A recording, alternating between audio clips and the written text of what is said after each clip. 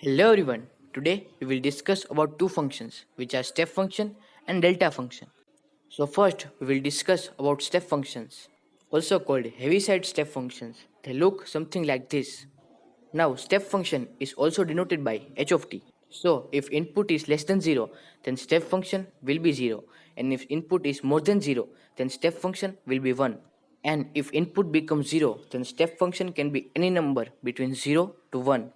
And it turns out that Dirac delta function, which is denoted by delta of x, is derivative of step function.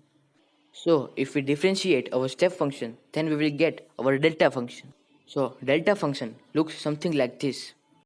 Now from graph we can say that if x is less than 0, then delta function will be 0.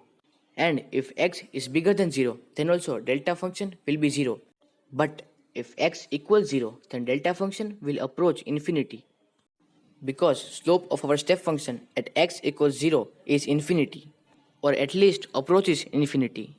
And we know that delta function is derivative of our step function, so we can say that step function is integral of our delta function.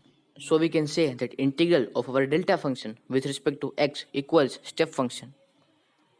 Now if we integrate our delta function from minus infinity to plus infinity, then we will get the total area of our delta function. And since we know that integral of our delta function with respect to x equals step function, then we can say that area of our delta function equals step function with limits minus infinity to plus infinity. So we can say that area of our step function becomes 1 minus 0, which is 1.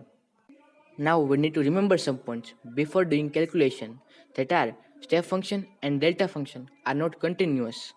And delta function is not a function, but it is called something as general function, which we will discuss in next video. Now we should remember that delta function's area is 1, and all that area is concentrated at one point, which is x equals 0, because area of all other points is 0.